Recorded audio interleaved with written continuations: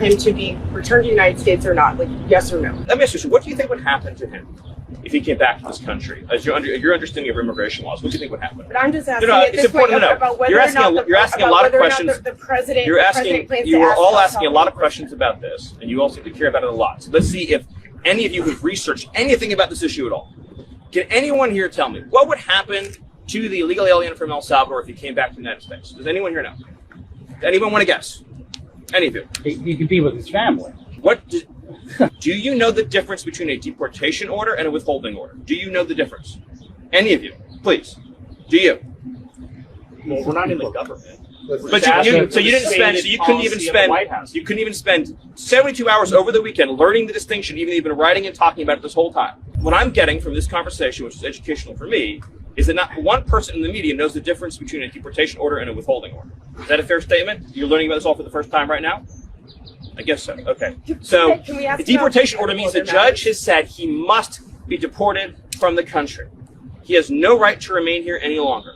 He must be removed from the country.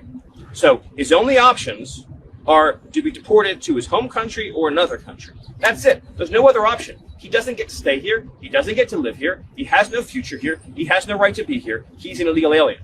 So when you keep saying return, because you've been spun up by the open borders advocates, you all seem to be operating under the illusion that he would be able to come to the United States and just continue to live here illegally. That's not an option available to him. His only choices in life are to live in El Salvador or to live in another country. That's it. There's no other option, legally or otherwise, because he came to our country illegally. Do you understand that? He would be arrested. Okay. He'd be put in confinement.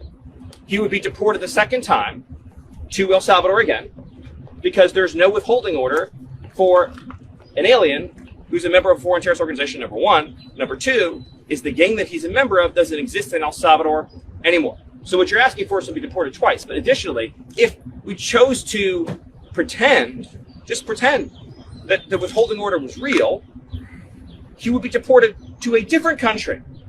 So, for example, he could be deported to Egypt. So I'm just trying to understand, is it your view, in other words, you define a country that would be willing to take a MS-13 member from El Salvador. So I'm trying to understand from you all is, so if he came back and under our laws, he was then deported to Egypt or to Somalia, would you then be saying, great, I'm so glad that you deported him to another country? Is that what you'd all be saying? There's no understanding them. He's patient to try and explain it, but no, there's no understanding them.